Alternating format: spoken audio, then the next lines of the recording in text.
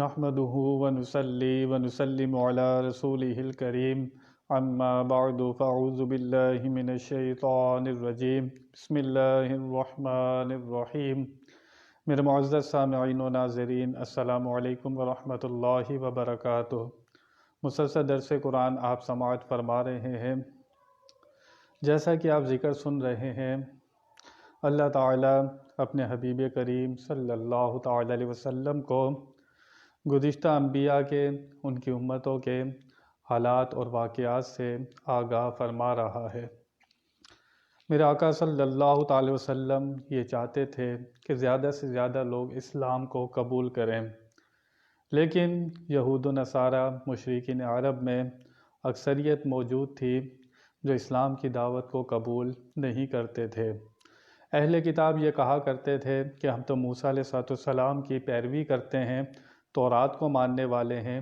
عیسائی کہتے تھے ہم عیسیٰ علیہ السلام کے ماننے والے ہیں، ہم انجیل کے ماننے والے ہیں۔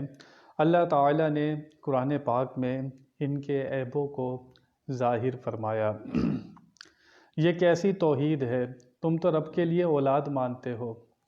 یہودی عزیر علیہ السلام کو رب کا بیٹا، عیسائی عیسیٰ علیہ السلام کو رب کا بیٹا کہا کرتے تھے، حالانکہ ان کی کتابوں میں موجود تھا کہ نہ وہ کسی کی اولاد ہے نہ اس سے کوئی اولاد ہے، لیکن اللہ تعالیٰ کے لیے تم اولاد ٹھہراتے ہو۔ تم کہاں سے صحیح دین پر ہو گئے، یا تم کیسے اسلام کو ماننے والے ہو گئے؟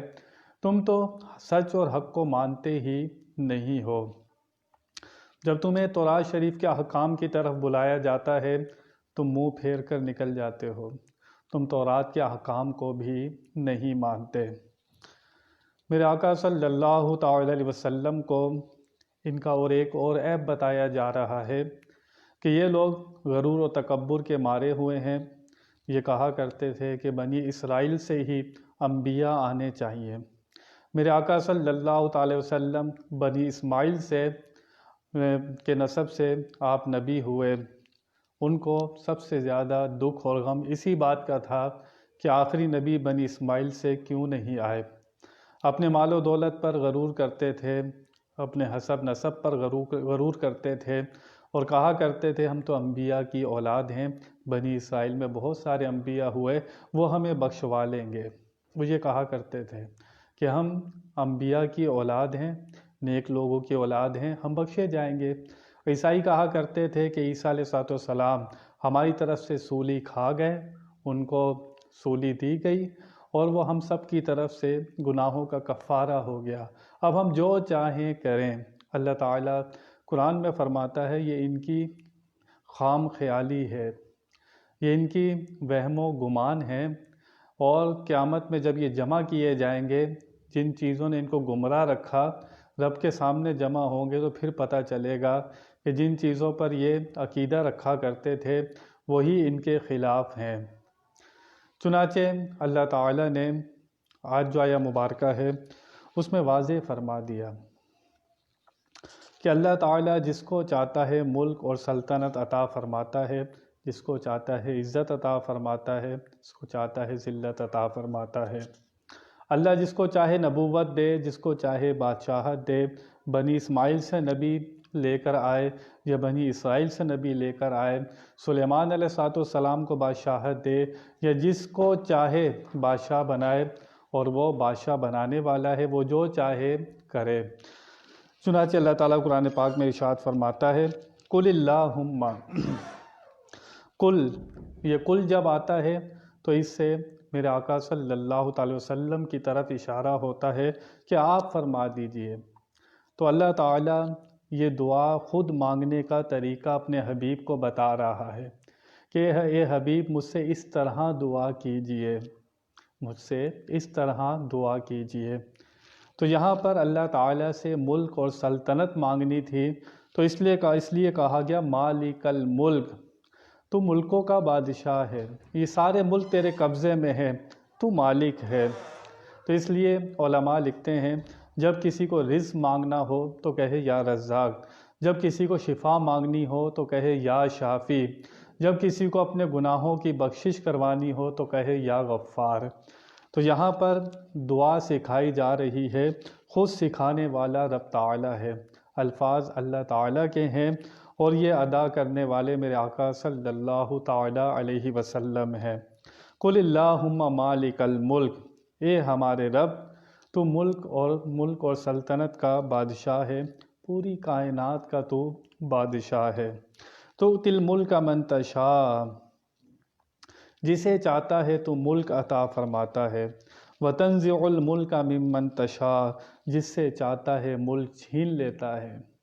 سلیمان علیہ السلام کو تو نے بادشاہت دی، وہاں پر بخت نصر کو حکومت ملی، سکندر ذوالقرنین کو بادشاہت ملی۔ تو اللہ تعالیٰ جسے چاہتا ہے بادشاہت عطا فرماتا ہے۔ مسلمانوں کو حکومت ملتی ہے، بادشاہت ملتی ہے، یا کافروں کو بادشاہت ملتی ہے، یہ اللہ تعالیٰ جسے چاہتا ہے ملک عطا فرماتا ہے۔ بنی اسرائیل اس گھمنڈ میں نہ رہو، یہود و نصارہ اس گھمنڈ میں نہ رہو کہ یہ ملک تمہارے پاس ہی ہوں گے۔ فرعون حکومت کرتا تھا، اس سے بادشاہت لے کر ہم نے تمہیں دی، پھر تم سے بھی بادشاہت چلی گئی بخت نصر وغیرہ کے پاس، پھر وہ لوگ بادشاہ ہو گئے۔ تو بادشاہت اللہ تعالیٰ جس کو چاہے عطا کرے، جس سے چاہے چھین لے۔ وَتُعِزُّ مَن تَشَاءُ وَتُذِلُّ مَن تَشَاءُ، اور جسے چاہتا ہے وہ عزت عطا فرماتا ہے، جسے چاہتا ہے ذلت عطا فرماتا ہے۔ اصل عزت وہی ہوتی ہے جو اللہ تعالیٰ عطا فرماتا ہے۔ جو بندہ صرف یہ کوشش کرے کہ میں عزت والا ہو جاؤں، جہاں جاؤں لوگ مجھے سلام کریں، لوگ میری عزت کریں، جو اس کی عزت نہ کرے وہ اس کے لیے اس کا دشمن ہو جائے، تو ایسی خود ساختہ عزت جو بندہ اپنی کوشش سے بنانے کی کوشش کرتا رہتا ہے کہ میں بہت زیادہ مالدار ہو جاؤں گا، یا مجھے شہرت مل جائے گی، لوگ مجھے عزت کریں گے، اور اللہ تعالیٰ سے وہ کوئی تعلق نہیں رکھتا، اللہ کی فرما برداری نہیں کرتا، اللہ رسول کے احکامات پر عمل نہیں کرتا، دنیا میں صرف اس کی خواہش یہی ہوتی ہے کہ لوگ میری عزت کریں، تو ایسی خود ساختہ عزت 4 دن کی ہوتی ہے۔ لیکن اللہ تعالیٰ جس کو عزت عطا فرماتا ہے وہ دائمی طور پر ہوتی ہے، اس پر کبھی زوال نہیں آتا۔ شیطان فرشتوں کا استاد تھا، فرشتوں کو درس بھی دیا کرتا تھا، اللہ کا کلام بھی سنا کرتا تھا، اتنا مقرب ہو کر، اتنا قریب ہو کر مردود ہو گیا۔ خود عزت چاہتا تھا وہ یہ سب کچھ جو کر رہا تھا عزت اور ملک حاصل کرنے کے لیے کر رہا تھا کہ مجھے اختیار مل جائے، وہ اختیار حاصل کرنے کے لیے کر رہا تھا، اللہ کو راضی کرنے کے لیے نہیں کر رہا تھا۔ تو جو بندہ اللہ کو راضی کرنے کے لیے عمل نہیں کرتا، اس کا مقصد اختیار حاصل کرنا ہوتا ہے، لوگوں پر حکومت کرنا چاہتا ہے اور سب کو اپنی رعایا بنا کر رکھنا چاہتا ہے، تو ایسی عزت پھر 4 دن کی ہوتی ہے۔ لیکن اللہ جس کو عزت دیتا ہے اسے کبھی زوال نہیں آتا۔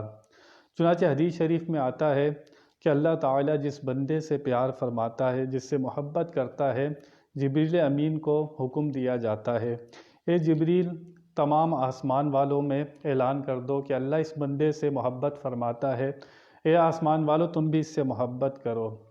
اور اللہ تعالیٰ پھر زمین پر اعلان کرواتا ہے، اے زمین والوں کہ اللہ تعالیٰ اس بندے سے محبت کرتا ہے، اے زمین والوں تم بھی اس سے محبت کرو۔ تو جب اللہ تعالیٰ جس بندے سے محبت کرتا ہے اس کو جو عزت ملتی ہے وہ دائمی ہوتی ہے۔ لاہور میں داتا صاحب کا مزار ہے، اس کے قریب ہی جہانگیر کا مقبرہ بھی ہے۔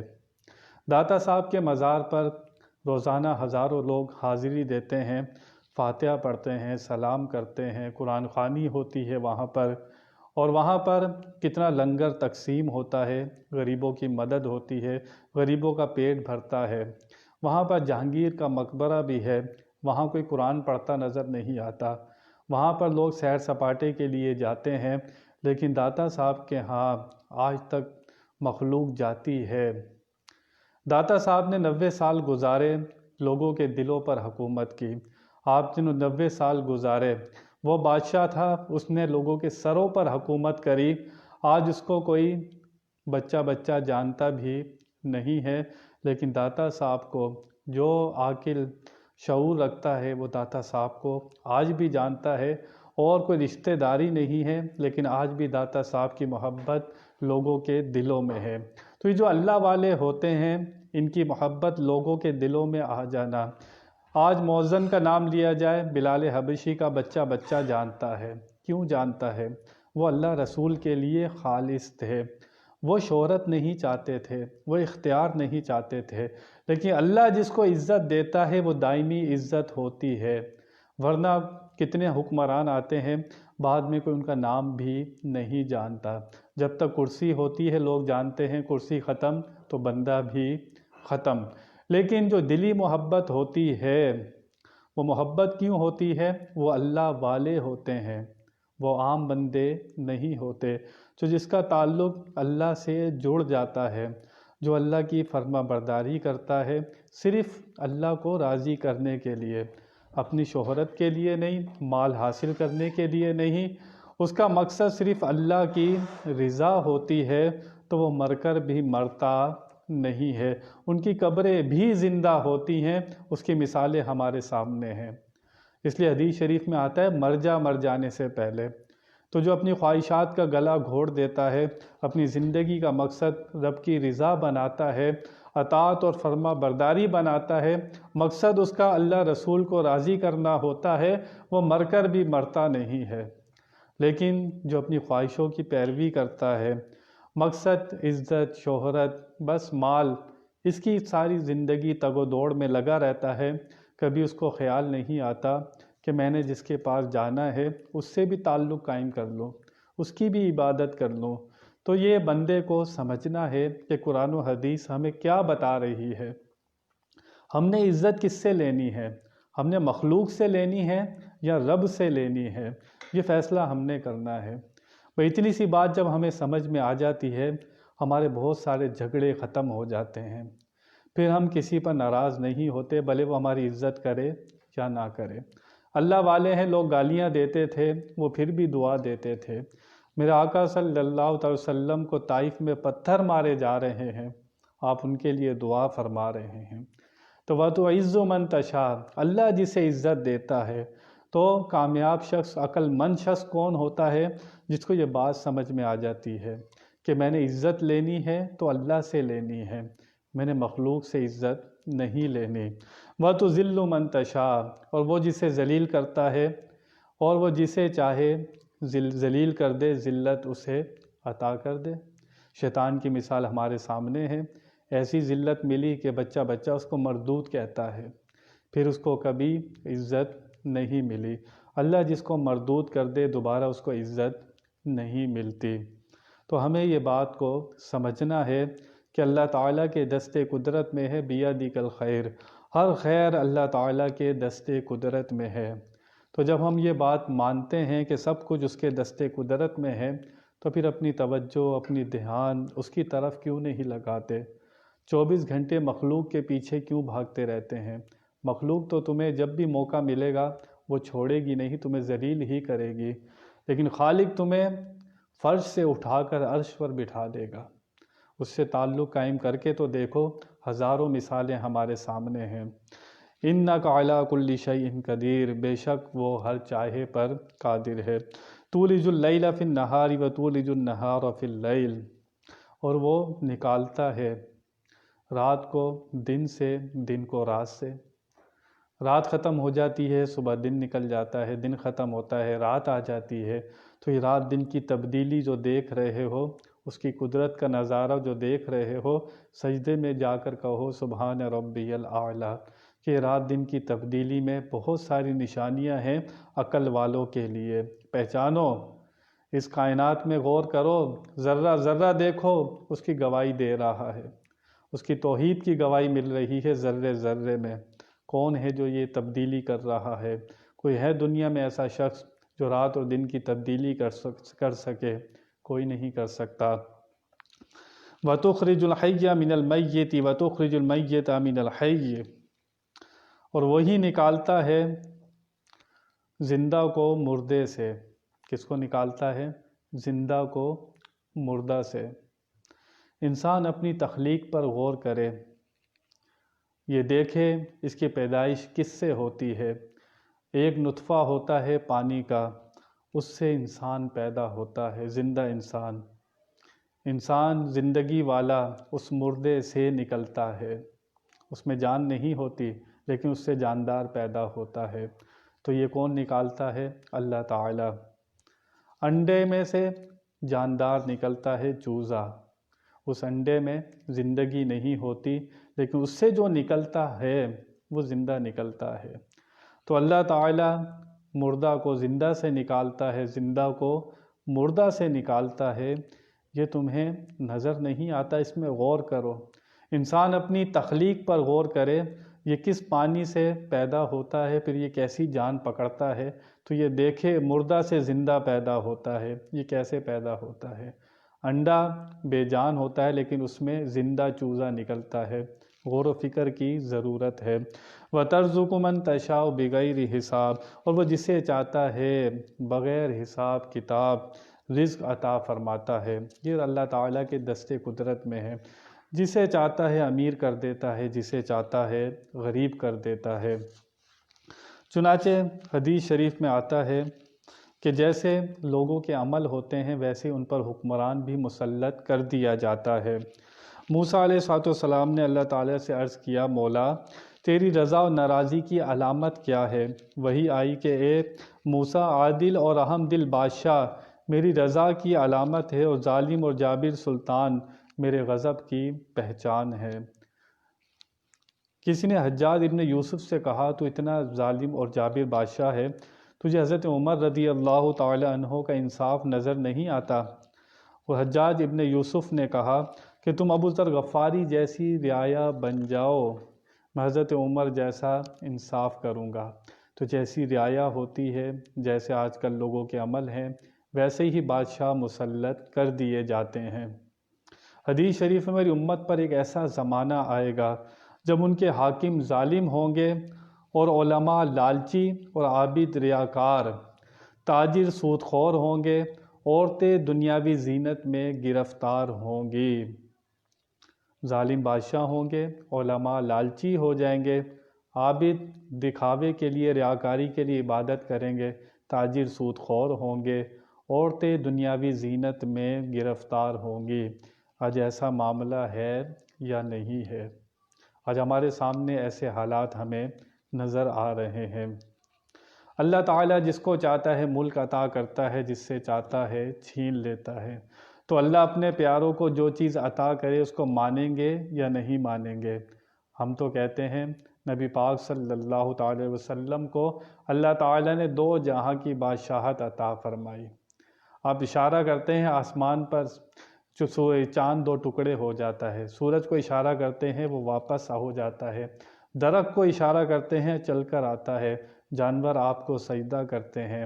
آپ کی حکومت ہر جگہ تھی، اللہ تعالیٰ نے آپ کو عطا کی تھی۔ تو اللہ عطا کرے ہم مانیں گے یا نہیں مانیں گے؟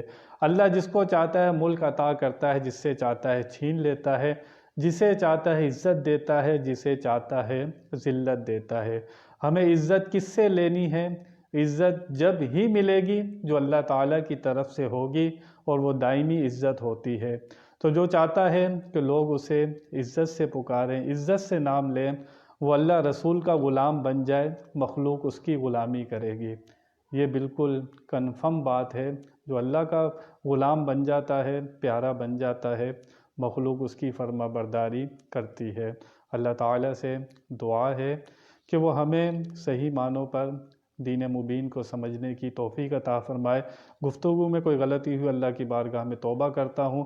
وآخر دعوانا ان الحمد للہ رب العالمین۔